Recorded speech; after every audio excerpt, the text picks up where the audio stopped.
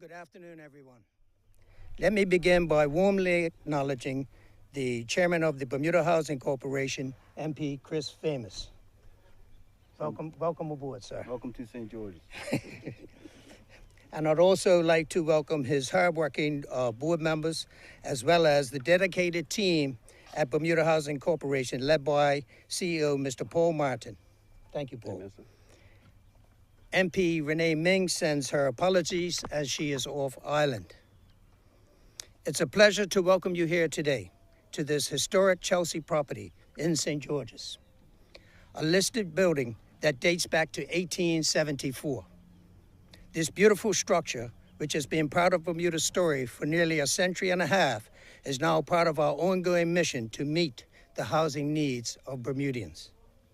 Chelsea is undergoing a major renovation that will see 2 apartment buildings transformed into 2 3-bedroom homes and 3 2-bedroom homes. These will be modern, comfortable spaces, but they will also retain the architectural charm and character that makes this building so special. We are proud to be working with a local contractor, Millwood Construction, to deliver this project. As you can see, the restoration work here is extensive. The fully restored roof is already complete, and the next steps include installing new electrical systems, the plumbing, windows, flooring, kitchens, and bathrooms. The overall refurbishment will cost about $2.3 million and is on track for completion in the second quarter of 2026. But as important as Chelsea is, it's just one part of the bigger picture. Across the island, we are working on multiple fronts to increase the housing supply, improve living standards, and respond to urgent needs. At 18 Battery Road in St. David's, we are in phase 3 of the project that will deliver 12 new units, including 4 2-bedrooms, 6 studios, and 2 1-bedrooms by early 2026. Harmony Terrace North will add 16 new studios, with construction starting as soon as planning approval is received, targeting completion in late 2026. And in Middletown, Pembroke, construction is about to begin on 4 2-bedroom units, with completion expected in early 2026. We are also partnering with the private sector through our private sector refurbishment program, supporting property owners in revitalizing vacant units and returning them to the rental market. This translates to more homes for more Bermudians faster. At the same time, we are actively developing a national housing strategy, a long-term plan to guide how we grow, preserve, and improve Bermuda's housing stock for decades to come. And we are also advancing an emergency modular housing plan to quickly provide safe, quality accommodation for those in immediate need. Our understanding is clear. Bermuda faces a persistent housing deficit. The BHC waitlist now stands at over 260 households, with the greatest need in 1 and 2-bedroom units. Our aging population is driving demand for accessible, adaptable, and assisted living units. At the same time, changing demographics means smaller households, with a large proportion of BHC applicants being single-parent or single-occupant households, increasing the need for studios and 1-bedroom units. We also face many vacancies in derelict, underused, or probate-locked properties. Recognizing this, our housing strategy is focused on increasing the amount of new and refurbished homes per year through property recovery programs and alternative construction methods like modular and prefabricated homes. Rebalancing the rental market through incentives to bring idle units back into long-term use. Lowering development costs through duty relief, subsidies, and a skilled workforce expansion.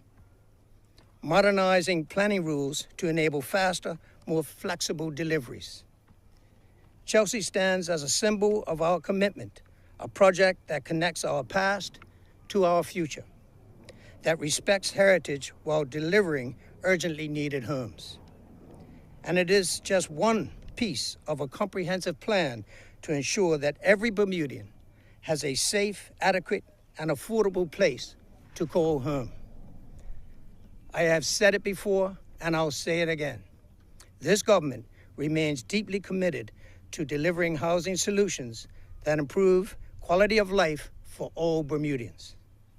That means taking bold, innovative action and keeping affordability at the center of our strategy. We will do this work transparently and in partnership with stakeholders across all sectors and with a sense of urgency that reflects the real needs of our people. Thank you. Thank you, Minister DeSilva, for your presentation.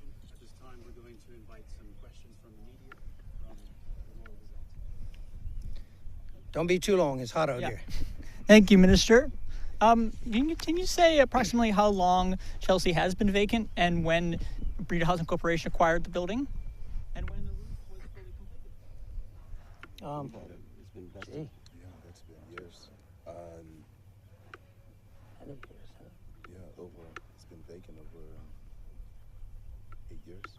Probably vacant over 8 years, and the roof was completed recently. And when did the BHC acquire the building? That was vested lands. Yeah, vested lands probably 30 years ago? Yep. 30 or 40 years ago. And you mentioned the emergency modular housing. Can you talk a little bit more about that and where that might be located and when that's expected to be completed? Well, I thought you might ask that question. It's a work in progress. Locations will be throughout the island.